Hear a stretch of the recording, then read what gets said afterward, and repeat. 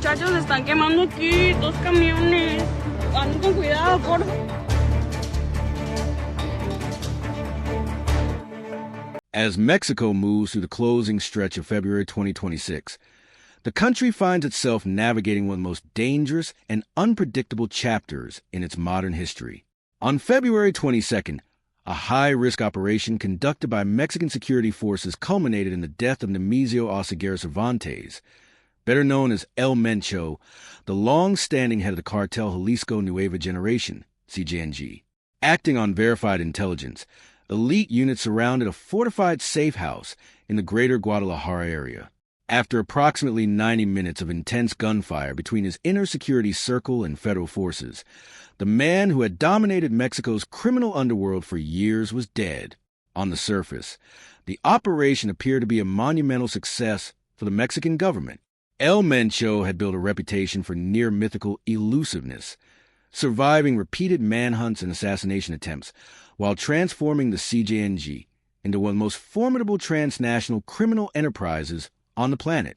The Drug Enforcement Administration, DEA, had long identified his network as a primary driver of narcotics flowing into the United States, and Washington had placed a $10 million bounty on information leading to his capture. In theory, removing him should have delivered a crippling blow to the organization's command structure. Instead, the aftermath triggered a nationwide shockwave. Less than 2 hours after authorities confirmed his death, a wave of coordinated reprisals erupted across the country. What initially seemed like isolated outbreaks of violence rapidly revealed itself as a synchronized contingency plan.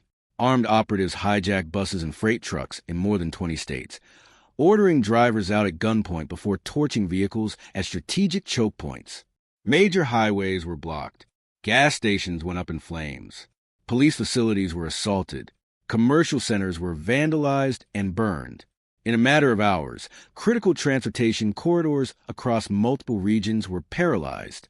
In Guadalajara, intersections and expressways became scenes of chaos, clogged with burning vehicles that trapped commuters and delayed emergency services. The unrest quickly spilled beyond Jalisco into Guanajuato, Michoacán, Veracruz, Colima, Nayarit, and other states. Reports cited upwards of 60 coordinated attack locations within the first several hours alone. The precision, geographic spread, and speed of execution left little doubt. This was not an impulsive outburst.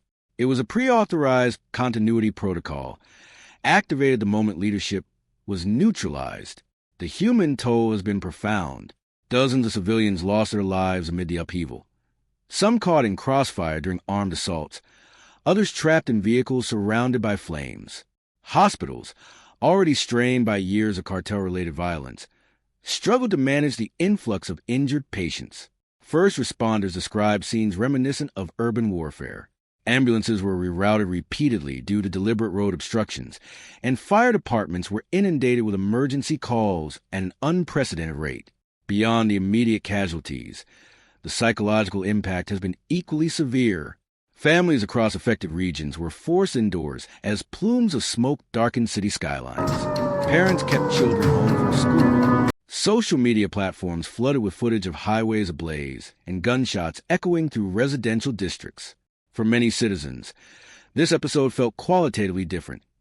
Less like routine criminal violence and more like a stark demonstration that a cartel could mobilize entire metropolitan areas at will.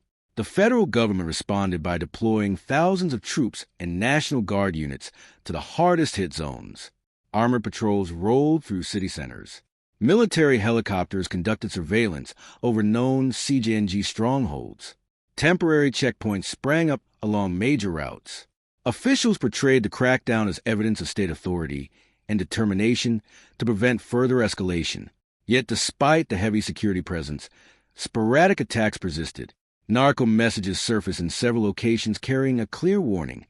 El Mencho may be gone, but the CJNG endures. Intelligence assessments suggest that senior cartel figures had long anticipated the scenario. Intercepted communications reportedly referenced a doomsday plan designed specifically to prove organizational survival and operational capacity in the event of the leader's death. Now, attention turns to the emerging struggle for succession. With El Mencho removed, a power vacuum has opened at the top of the CJNG hierarchy. Individuals such as Ricardo Ruiz Velasco, known as El Doblar, are believed to be positioning themselves to consolidate authority. The sweeping retaliation campaign may have served not only as vengeance, but as a calculated show of strength to internal factions, an assertion that centralized command remains functional. Whether the organization fractures into rival camps or coalesces under new leadership will significantly influence Mexico's security trajectory. The economic consequences are immense. Burned transport fleets, damaged infrastructure, shuttered businesses, and halted logistics operations have already generated hundreds of millions of dollars in direct losses. However, the broader economic ripple effect may prove even more damaging. Tourism, one of Mexico's most vital industries, experienced an immediate downturn as flights were canceled and foreign governments issued travel advisories. Schools temporarily suspended classes in multiple states.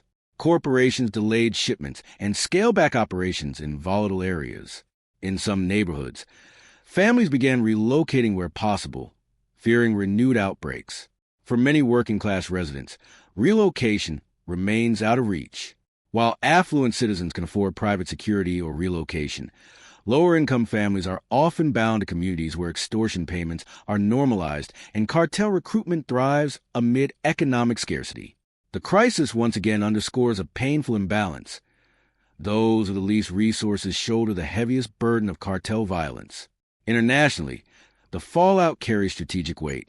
The United States has consistently categorized the CJNG as one of the most serious criminal threats to its national security interests.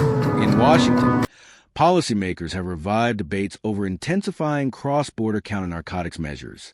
Mexican officials, however, have firmly rejected any notion of unilateral foreign intervention, emphasizing national sovereignty.